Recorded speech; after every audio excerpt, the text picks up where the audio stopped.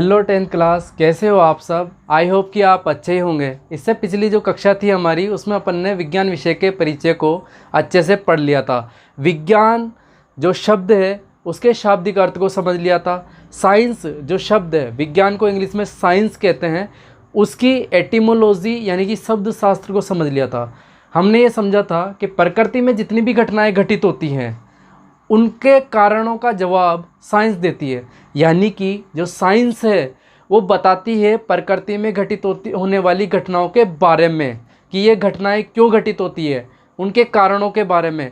और साइंस बताती है प्रकृति में उपस्थित पदार्थों के बारे में, कि कौन कौन से पदार्थ प्रकृति में पाए जाते हैं। विज्ञान जो है विशिष्ट ज्ञान को कहते हैं। विज्ञान के कौन से ज्ञान को कहते हैं? विशिष्ट ज्ञान को। ऐसा ज्ञान जो विशिष्ट हो, जिसके कुछ ना कुछ सिद्धांत हो। और ऐसे हमेशा जो हम जानते हैं, हमने पहले पढ़ा है कि जो सिद्धांत होते हैं वो सदैव सार्वभौमिक होते हैं, पूरे संसार में लागू होते हैं। जिस प्रकार से उदाहरण दिया था हमने कि कोई भी वस्तु को हवा में उछालने पर वो सदैव नीचे की तरफ गति करती है नहीं करती है? करती है। तो ये जो सिद्धांत है कि कोई भी वस्तु को ऊपर की ओर उछालने पर वो नीचे की तरफ आती है, ये सार्वभौमिक है। वो सब जगह पर ये वाला जो नियम है, सिद्धांत है, वो लागू होता है।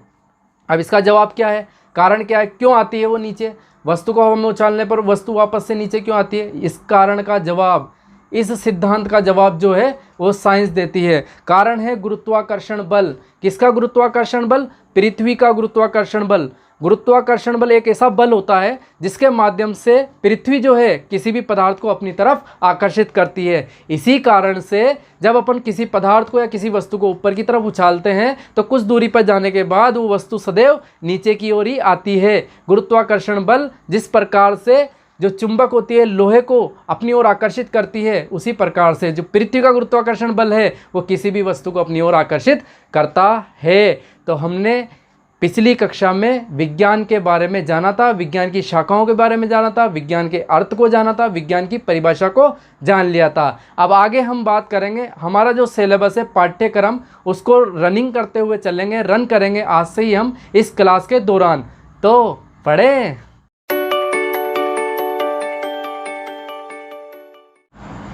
तो हम इस कक्षा में सबसे पहले आरबीएससी के पाठ्यक्रम की बात करेंगे। हमारा जो साइंस का जो सिलेबस है, एनसीईआरटी सिलेबस लागू हो चुका है और हमारा सिलेबस 4 यूनिटों में बटा हुआ है। प्रत्येक यूनिट के अपने अपने अध्याय हैं। टोटल जो हमारा पेपर होगा वो 80 नंबर का होगा। 20 नंबर जो है हमारे स्कूल से सत्रांक के रूप में यानी कि इंटरनल जाएंगे। सही है। अपन बात करते हैं हमारे सिलेबस की। जिस प्रकार से बात कर रहा हूँ, हमारी जो सिलेबस है साइंस 10th क्लास का, वो 4 यूनिटों में बटा हुआ है। कितनी यूनिट है? टोटल 4 यूनिट है। और अब प्रत्येक के क्या है? अपने अपने अध्याय हैं। तो इसकी सबसे पहली जो यूनिट है उसकी अपन बात करेंगे, इसी को सबसे पहले पढ़ेंगे। और जो अपनी जो फर्स्ट यूनिट यानी कि इकाई जो फर्स्ट है वो रसायन विज्ञान से संबंधित है। पहले मैं बता चुका हूँ कि विज्ञान की मूल रूप से 3 शाखाएँ होती है, रसायन विज्ञान, भौतिक विज्ञान और जीव विज्ञान। तो इस इकाई के अंदर अपन रसायन विज्ञान को पढ़ने वाले हैं, जो फर्स्ट इकाई अपनी होने वाली है। तो इस इकाई का नाम है रासायनिक पदार्थ, रासायनिक पदार्थ, रासायनिक पदार्थ, प्रकृति एवं व्यवहार, एवं व्यवहार। यानी कि जो प्रकृति में पाए जाने वाले जो पदार्थ होते हैं उनकी प्रकृति और व्यवहार का अध्ययन हम इस यूनिट के अंतर्गत करेंगे। टोटल यूनिट के जो मार्क्स हैं वो 25 मार्क्स है। यानी कि ये यूनिट जो है 25 नंबर की होने वाली है। अपन के इस यूनिट के अंदर 5 अध्याय हैं, यानी कि 5 चैप्टर हैं। उन चैप्टर्स के नाम हैं, यानी कि पहला चैप्टर अपन स्टार्ट करेंगे। सबसे पहले पहला चैप्टर का जो नाम है अध्याय फर्स्ट, अध्याय फर्स्ट, इसका नाम है रासायनिक अभिक्रियाएं, रासायनिक अभिक्रियाएं एवं समीकरण। यानी कि अपन यहाँ पर जो रासायनिक अभिक्रियाएं होती हैं उनके बारे में पढ़ने वाले हैं, रासायनिक अभिक्रियाएं एवं समीकरण। और जो ये अध्याय है ये 5 नंबर का है, रासायनिक अभिक्रियाएं एवं समीकरण। अध्याय कितने नंबर का है? 5 नंबर का, 5 मार्क्स। सही है, 5 नंबर का है। तो हम फर्स्ट में अपनी अध्याय फर्स्ट को स्टार्ट करेंगे, जिसका नाम है रासायनिक अभिक्रियाएं एवं समीकरण। लेकिन रासायनिक अभिक्रियाओं को समझने से पहले अपन को पदार्थों के बारे में जानना आवश्यक है।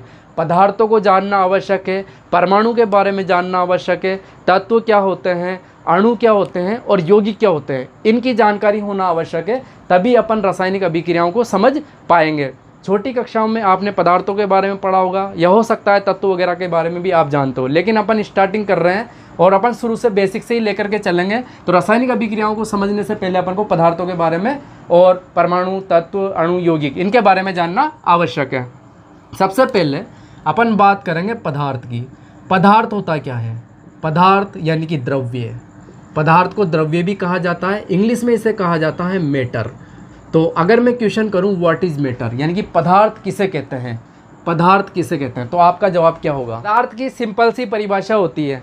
परिभाषा ये है, कोई भी वस्तु जो स्थान घेरती हो और उसका कुछ ना कुछ द्रव्यमान हो, यानी कि उसका कुछ ना कुछ भार हो, कुछ ना कुछ द्रव्यमान हो, यानी कि उसका कुछ ना कुछ भार हो, क्योंकि हर वस्तु जिसका द्रव्यमान होता है उसका भार जरूर होता है। कोई भी वस्तु है जिसका द्रव्यमान उसका भार होता है, तो अपन ऐसे भी कह सकते हैं कोई भी वस्तु जिसका कुछ ना कुछ भार हो और वो प्रकृति में स्थान घेरती हो। इस प्रकार से अपना ये डस्टर है, तो डस्टर का इसका कुछ ना कुछ भार होगा, इसका कुछ ना कुछ द्रव्यमान होगा और ये प्रकृति में कुछ ना कुछ स्थान घेरती होगी। स्थान घेरने से तात्पर्य ये है कि अगर मैं इस डस्टर को किसी अलमारी के अंदर रख देता हूँ, किसी अलमारी के अंदर रख दिया, अब इसके स्थान पर मुझे कोई दूसरी वस्तु रखनी है, तो इसने तो वहाँ पर स्थान घेरा हुआ, तो इस वस्तु को वहाँ से हटाना पड़ेगा, यानी कि डस्टर को हटाना पड़ेगा, फिर इसके बाद मैं दूसरी वस्तु वहाँ पर रख पाऊंगा। क्यों? क्योंकि यहाँ पर इस डस्टर ने उस अलमारी के अंदर कुछ ना कुछ स्थान घेरा हुआ था, तो इसको हटा करके ही मैं दूसरी वस्तु को इसकी जगह पर रिप्लेस कर पाऊंगा। तो स्थान घेरने से तात्पर्य ये होता है।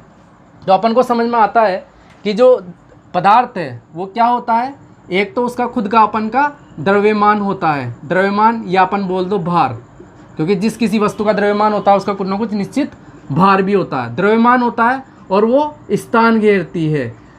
कोई भी वस्तु जो स्थान घेरती है प्रकृति में और जिसका कुछ ना कुछ द्रव्यमान है वो क्या कहलाती है? पदार्थ कहलाती है या पदार्थ कहलाता है। कोई भी वस्तु या चीज़ जो स्थान घेरती है और जिसका कुछ ना कुछ द्रव्यमान होता है पदार्थ कहलाती है।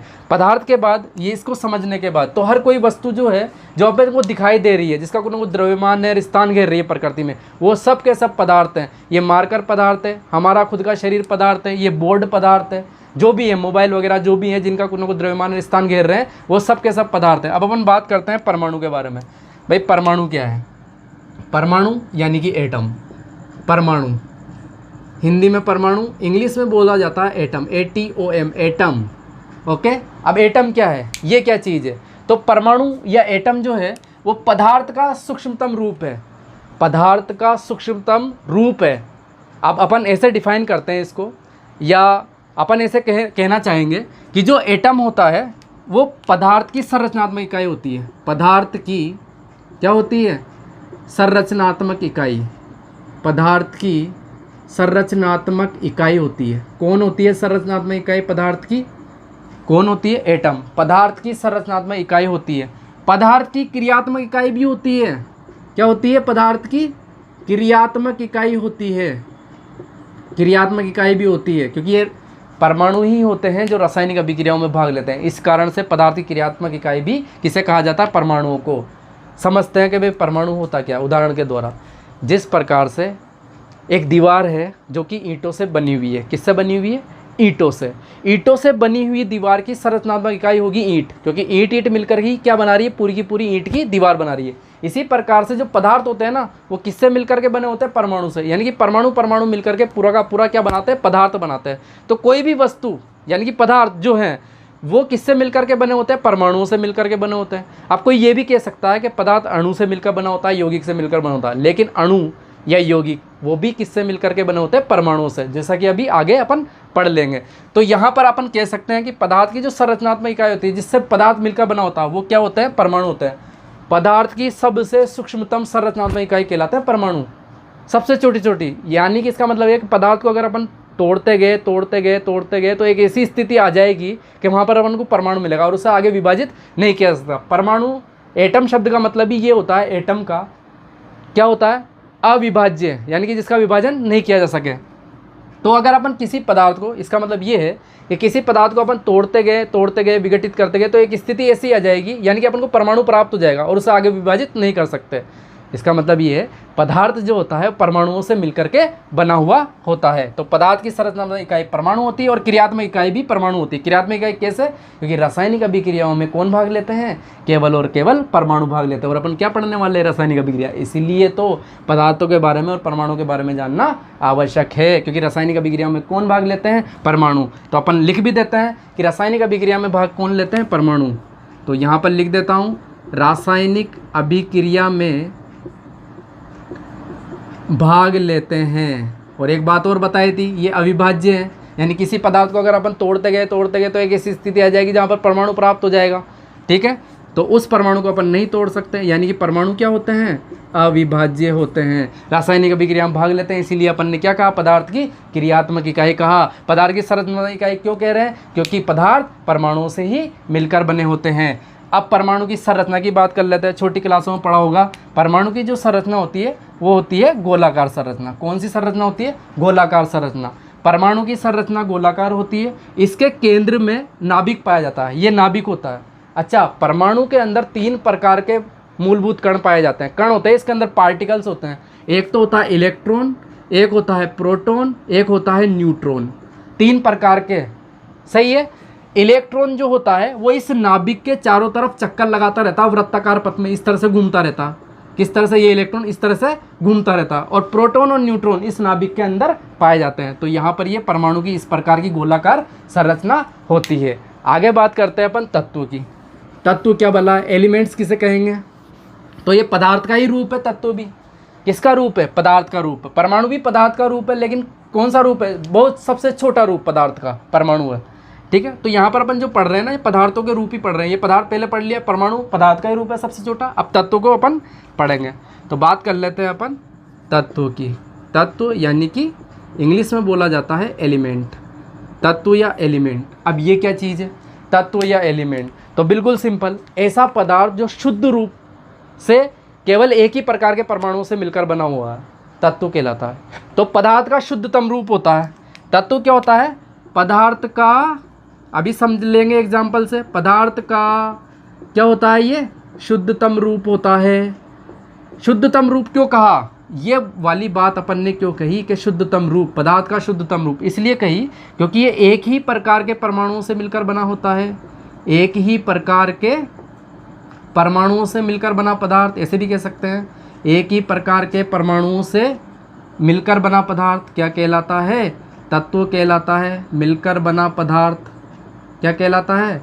तत्व कहलाता है। शुद्ध क्यों कहा? शुद्धतम रूप, क्योंकि वो एक ही प्रकार के परमाणुओं से मिलकर बना हुआ है। एक बात और कर लेते हैं, ना तो बनाया जा सकता, तत्व को कभी भी बनाया नहीं जा सकता है। ना तो बनाया जा सकता है और ना ही नष्ट किया जा सकता है। तो तत्व को ना तो हम बना सकते हैं या फिर नष्ट भी नहीं कर सकते हैं। ना ही नष्ट किया जा सकता है, किसको? तत्व को। और तत्व क्या है? पदार्थ का ही एक रूप है। नष्ट किया जा सकता है, ना तो बनाया जा सकता है और ना ही नष्ट किया जा सकता है। उदाहरण लेकर देखते हैं अपन। जैसे कि अगर मैं बात करूं H2 की, किसकी बात करूं? H2 की, यानी कि हाइड्रोजन गैस। ये H जो है ना, वो हाइड्रोजन का सूत्र है। और 2 हाइड्रोजन के परमाणु मिलकर के क्या बनाते हैं? H2 बनाते हैं। S, ये एक हाइड्रोजन का परमाणु है और ये दूसरा हाइड्रोजन का परमाणु है। ये रासायनिक बंध के द्वारा या रासायनिक बंधन के द्वारा आपस में जुड़ करके क्या बना लिया? H2 बना लिया। तो ये H2 जो है वो तत्व कहलाएगा। क्यों कहलाएगा? क्योंकि एक ही प्रकार के परमाणु से मिलकर बना हुआ पदार्थ है। ये दोनों सेम है ना, दोनों एक ही हाइड्रोजन है। तो ये क्या हो जाएंगे? क्या हो जाएगा? ये तत्व हो जाएगा। इसी प्रकार से अगर अपन बात करें, जैसे कि अपन के पास है एक लोहे की ईंट है। किसकी ईंट है? लोहे की। अब लोहे के अंदर लोहे का परमाणु पाया जाएगा, फेरस, लोहे को कहता है फेरस, और इसका प्रतीक होता है Fe। तो ये परमाणु पाया जाएगा और इसी परमाणु के द्वारा किसका निर्माण होगा? इस पूरी ईंट का निर्माण होगा। जैसे कि ईंट से बनी हुई दीवार ईंट से मिलकर बनी हुई थी, इसी प्रकार से ये जो ईंट है ना लोहे की, या ईंट का जो ये लोहे का जो टुकड़ा है वो फेरस के इस प्रकार के परमाणुओं से मिलकर बना होगा। ऐसे कि ये भाई फेरस का परमाणु है, फिर ये एक और फेरस का परमाणु है। ऐसे लाखों करोड़ों फेरस के परमाणु मिलकर के ये पूरी की पूरी क्या बना लेंगे? लोहे की ईंट बना लेंगे। इसी प्रकार से सोने की ईंट, सोना भी तत्व के है ना। सोने का Au होता है सूत्र, या प्रतीक जो होता है Au होता है। तो ऐसे परमाणु जैसे Fe की जगह पर Au कर देते हैं तो ये किसकी ईंट हो जाती है, सोने की। अगर यहाँ पर Ag का परमाणु कर देते हैं तो ये किसकी ईंट हो जाती है, चांदी की, Ag सिल्वर, ठीक है, तो ये चांदी की ईंट हो जाती है। तो यहाँ पर हो क्या रहा है, यहाँ पर ये हो रहा है कि भले ही ये लोहे का टुकड़ा हो या सोने का टुकड़ा हो या चांदी का टुकड़ा हो, यहाँ पर बिल्कुल ये जो पदार्थ है, ये जो टुकड़ा है, ये बिल्कुल शुद्धतम रूप में है। क्यों? क्योंकि यहाँ पर एक ही प्रकार के परमाणुओं से मिलकर बना हुआ है। यानी कि अगर Fe है, ये लोहे का टुकड़ा है, तो इसमें केवल Fe होंगे, हाइड्रोजन नहीं होगा, हाइड्रोजन का परमाणु बीच में नहीं आएगा, ओरम का भी नहीं आएगा, Ag का भी नहीं आएगा। इसीलिए इनको क्या कहा जाता है, इनको कहा जाता है तत्व। यानी कि H2 क्या है, तत्व है, लोहा तत्व है, सोना तत्व है, चांदी तत्व है, इसी प्रकार से कॉपर, एल्यूमिनियम, ये सभी के सभी क्या है, तत्व। अपन ने बात करेंगे, ना तो बनाया जा सकता है और ना ही नष्ट किया जा सकता है। तो अपन सोना घर पे नहीं बना सकते और ना ही नष्ट कर सकते हैं। सोने को ना तो नष्ट किया जा सकता है, ना बनाया जा सकता है। इसी प्रकार ना तो अपन लोहा बना सकते हैं, ना लोहे को नष्ट कर, प्रकृति में पहले से ही उपस्थित है। ये जो लोहा है ना, ये खदानों से निकाला जाता है, सोने को और सिल्वर को, ठीक है। तो प्रकृति में पहले से बने हुए हैं। किसी भी रासायनिक विधि या भौतिक विधियों के द्वारा हम इन पदार्थों को नहीं बना सकते और नष्ट भी नहीं कर सकते। नष्ट करने का मतलब ये नहीं है कि मैंने ईंट की दीवार, ये जो ईंट थी लोहे की, उसको तोड़ दिया तो नष्ट हो गए, ऐसा नहीं है। ये टुकड़े जरूर हुए हैं, लेकिन वहाँ पर परमाणु अभी भी मौजूद है उतनी संख्या में। जैसे कि अगर मैं मान लूँ कि ये लोहे की जो ईंट है या टुकड़ा है लोहे का, इसके अंदर 150 परमाणु थे, तो ये जरूर हो सकता है कि अपन ने इस तरह से तोड़ने पर 100 परमाणु तो एक भाग में आ जाएंगे और 50 परमाणु एक टुकड़े में चले जाएंगे, पर अभी भी 150 ही परमाणु है ना। तो अपन ने परमाणु का कुछ भी नहीं कर सकते वहाँ पर। यानी कि तत्वों को ना तो नष्ट किया जा सकता है और ना ही बनाया जा सकता। मैं लोहे को घर पर किसी भी विधि के द्वारा, भौतिक हो या रासायनिक, बना नहीं सकता हूँ। तो ये समझ में आ गया होगा तत्व होते क्या है। आगे बात करते हैं अपन अणु की। आगे बात करेंगे अपन अणु की, मॉलिक्यूल की। किसकी बात करने वाले हैं अपन, मॉलिक्यूल की, अणु की बात करने वाले हैं। अपन का चौथा टॉपिक है और ये पदार्थ के ही रूप हैं। अणु की बात करेंगे, अणु को इंग्लिश में बोलते हैं मॉलिक्यूल। अब ये मॉलिक्यूल होते क्या हैं, इसकी बात करते हैं। मॉलिक्यूल 2 या इससे अधिक परमाणुओं से मिलकर बने हुए पदार्थ, 2 या इससे अधिक परमाणु से मिलकर बने हुए पदार्थ क्या कहलाते हैं, अणु कहलाते हैं। 2 या अधिक परमाणुओं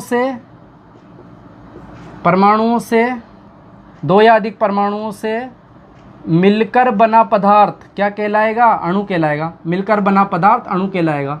लेकिन 2 या अधिक परमाणु से मिलकर बना पदार्थ कंपाउंड भी कहलाता है। वहाँ पर अंतर है, देखो इधर, 2 या 2 से अधिक परमाणु से मिलकर बना हुआ पदार्थ क्या कहलाता है, अणु कहलाता है।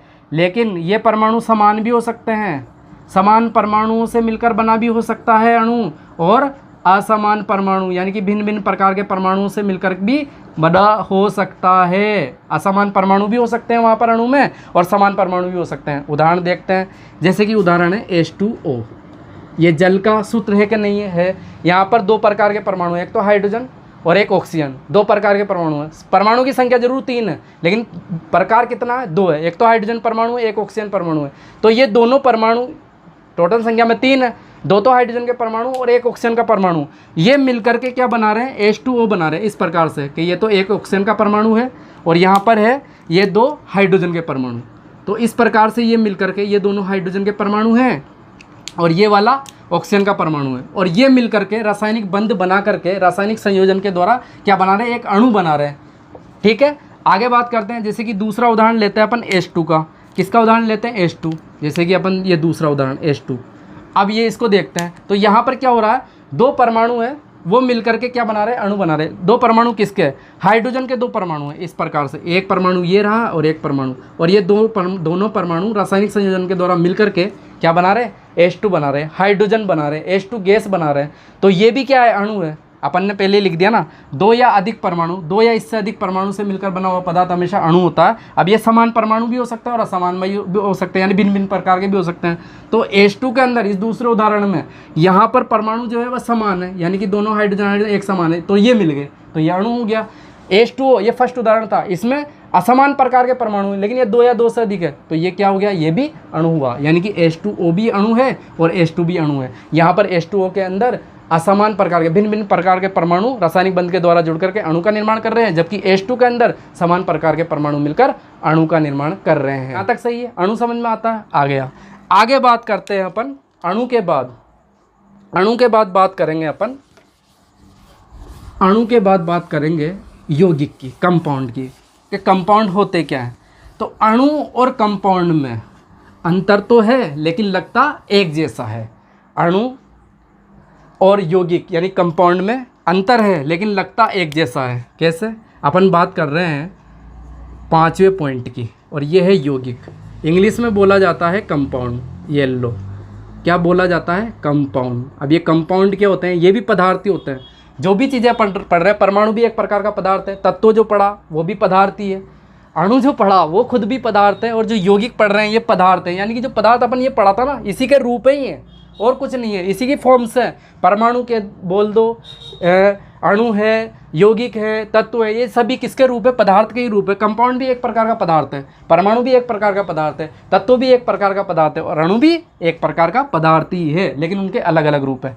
यौगिक में क्या होता है, यहाँ पर भी अणु के समान ही 2 या इससे अधिक परमाणु मिलते हैं, 2 से अधिक परमाणु मिलकर के रासायनिक बंध बना करके, ठीक है, एक संरचना बनाते हैं। 2 से अधिक परमाणु मिलते हैं। यहाँ पर भी क्या होता है, 2 से अधिक परमाणु मिलकर जो पदार्थ बनाते हैं यौगिक कहलाता है। लेकिन ये तो अपन ने उसमें भी देखा था, 2 से अधिक परमाणु मिलकर जो पदार्थ बना रहे हैं वो तो अणु भी है लेकिन यौगिक भी है। पर इसमें डिफरेंट क्या है वो बताएंगे अभी। 2 से अधिक परमाणु मिलकर जो पदार्थ बनाते हैं, पर वो तो अणु भी होता है और यौगिक भी होता है। लेकिन यहाँ पर डिफरेंट है, माइनर सा डिफरेंट ये है कि जो यौगिक होते हैं, कंपाउंड होते हैं, वहाँ पर हमेशा और हमेशा असमान परमाणु मिलकर के बनाएंगे। क्या बनाएंगे, असमान परमाणु मिलकर बनाते हैं। जबकि अणु में असमान भी हो सकते हैं और समान भी हो सकते हैं। असमान परमाणु मिलकर बनाते हैं, यानी कि जो यौगिक पदार्थ है ना, वो 2 से अधिक परमाणु से मिलकर तो बना होता है, लेकिन वो जो परमाणु होते हैं वो सदैव क्या होते हैं, असमान होते हैं। जबकि अणु में समान भी हो सकते हैं, असमान भी हो सकते हैं। इसका मतलब ये होता है 2 से अधिक परमाणु मिलकर जो पदार्थ बनाते हैं वो अणु भी होता है, लेकिन अणु में क्या होता है, वहाँ पर पदार्थ के अंदर समान परमाणु भी हो सकते हैं और असमान परमाणु भी हो सकते हैं, लेकिन यहाँ पर केवल और केवल असमान परमाणु होंगे। तो अपन इसको उदाहरण देखते हैं असमान परमाणु वाले, जैसे कि अलग अलग प्रकार के असमान परमाणु होंगे। जैसे कि अपन बात करेंगे H2SO4, तो यहाँ पर देखो अलग अलग तरह के परमाणु मिलकर के क्या बना रहे हैं, पदार्थ बना रहे हैं। हाइड्रोजन एक अलग है, सल्फर है, फिर ऑक्सीजन है, अलग अलग प्रकार के परमाणु है, ठीक है। तो ये क्या हो गया, यौगिक हो गया। लेकिन ये अणु भी है, क्योंकि अपन ने क्या कहा था, 2 से अधिक परमाणु मिलकर जो पदार्थ बनाते हैं वो अणु भी होते हैं। लेकिन यहाँ पर देखो असमान परमाणु है, तो ये कंपाउंड भी है, लेकिन ये मॉलिक्यूल भी है, यानी कि अणु भी है और यौगिक भी है। H2SO4 क्या है, अणु भी है, यौगिक भी है। तो थोड़ा सा अपन प्रैक्टिस करेंगे, प्रैक्टिस करने के बाद अपन को पूरा का पूरा ये सब समझ में आ जाएगा कि परमाणु कौन है, तत्व कौन है, यौगिक कौन है। थोड़ा सा प्रैक्टिस सेशन में चलते हैं अपन। तो यहाँ पर हमने कुछ उदाहरण लिए एग्जाम्पल के रूप में, आपको इन उदाहरणों से पता चल जाएगा कि कौन सी चीज़ तत्व, कौन सा पदार्थ तत्व है, कौन सा पदार्थ अणु है, कौन सा पदार्थ यौगिक है। तो यहाँ पर कुछ सम एग्जाम्पल हमने लिए हुए, कुछ एग्जाम्पल है H2O, H2SO4, HCl, NaCl और NH3। ओके, देखते हैं भाई। जैसे अपन ने पढ़ा था H2O, अब ये तत्व है क्या, समान परमाणु से मिलकर बना हुआ है, नहीं बना हुआ, अलग अलग परमाणु है, तो ये तत्व नहीं है। Very good. H2O क्या अणु है, 2 से अधिक परमाणु से मिलकर बना पदार्थ, भले से वो समान प्रकार के परमाणु या असमान प्रकार के, यहाँ पर असमान प्रकार के, वो सब अणु के अंतर्गत जाते हैं। यानी कि ये H2O क्या है, अणु है। और H2O क्या है, यौगिक है। 2 से अधिक प्रकार के परमाणु से मिलकर बना पदार्थ जो कि असमान परमाणुओं से मिलकर बना हो, हमेशा क्या होता है, यौगिक होता है। तो H2 हाइड्रोजन गैस है, H2 ये क्या है, तत्व है, क्योंकि समान प्रकार के परमाणुओं से मिलकर बना है। तो ये जो पदार्थ है H2 वो क्या है, तत्व है। क्या ये अणु है, हाँ है, क्योंकि 2 से अधिक पदार्थों से मिलकर बना परमाणु अणु, 2 से अधिक प्रकार के परमाणु से मिलकर बना पदार्थ क्या कहलाता है, अणु कहलाता है, भले से वो समान प्रकार के परमाणु या समान प्रकार के। तो यहाँ समान प्रकार के परमाणु है, तो ये अणु हुआ कि नहीं हुआ, अणु हुआ। क्या ये यौगिक है, नहीं है, क्योंकि 2 से अधिक प्रकार के परमाणु से मिलकर बना पदार्थ अणु या यौगिक तो है, लेकिन यौगिक तो हमेशा क्या होता है, असमान प्रकार के परमाणुओं से मिलकर बना होता है। ये तो समान प्रकार का परमाणु है, 2 हाइड्रोजन के समान प्रकार के परमाणु है, तो ये यौगिक नहीं है, केवल क्या है, अणु है और तत्व भी है। बात करें H2SO4 की, H2SO4 क्या है, क्या ये तत्व है? समान प्रकार के परमाणु दिख रहे हैं यहाँ पर, हाइड्रोजन है, सल्फर है और ऑक्सीजन है, समान प्रकार के नहीं है, अलग अलग प्रकार के, तो ये तत्व नहीं है। H2SO4 क्या अणु है? हाँ है, क्योंकि 2 या 2 से अधिक परमाणु हैं असमान प्रकार के, वो मिलकर के क्या बना रहे हैं, एक पदार्थ बना रहे हैं, वो अणु कहलाता है अणु। क्या ये यौगिक है? हाँ ये यौगिक है, क्योंकि असमान प्रकार के परमाणु मिलकर के पदार्थ बना रहे हैं, तो ये यौगिक है। HCl तत्व है? नहीं है, क्योंकि समान प्रकार का परमाणु नहीं है, HCl तत्व नहीं है। HCl क्या है, अणु है? हाँ ये अणु है, क्योंकि असमान प्रकार के परमाणु से मिलकर बना हुआ है, एक हाइड्रोजन एक Cl अणु है, और यौगिक भी है, क्योंकि ये असमान प्रकार के परमाणु से मिलकर बना है। NaCl की बात करें, NaCl तत्व नहीं हो सकता, क्योंकि सोडियम है और क्लोराइड है, 2 अलग अलग तरह के परमाणु है, सोडियम परमाणु और क्लोरीन परमाणु, तो यहाँ पर ये तत्व नहीं हो सकता। पर ये क्या अणु है? हाँ ये अणु है। क्यों अणु है? क्योंकि 2 परमाणु असमान प्रकार के मिलकर के पदार्थ बना रहे, अणु कहलाता है, अणु है। यौगिक भी है, क्योंकि असमान प्रकार के हैं। NH3 क्या ये तत्व है? नहीं है, बिल्कुल नहीं है, ये तत्व नहीं है। क्या ये अणु है? हाँ ये अणु है, असमान प्रकार के परमाणु से मिलकर बना हुआ है। क्या ये यौगिक है? हाँ ये यौगिक है, क्योंकि ये असमान प्रकार के परमाणु से मिलकर बना है। इसी प्रकार से अगर एक और उदाहरण ले, फेरस, क्या ये तत्व है? हाँ ये तत्व है। क्या ये अणु है? नहीं ये अणु नहीं है। क्या ये यौगिक है? नहीं ये यौगिक नहीं है। ठीक है, तो फेरस की जो लोहे की जो ईंट होती है वो केवल और केवल तत्व है, वो अणु नहीं है, वो यौगिक भी नहीं है। तो ये बात आपको आज समझ में आ गई होगी इस क्लास के अंतर्गत कि पदार्थ क्या होते हैं, पदार्थों के जो प्रकार है, तत्व है, परमाणु है या अणु है या यौगिक है, ये आपको क्लियर हो गया होगा। इससे आगे की जो बात है अपन अगले वाली क्लास में करेंगे। धन्यवाद।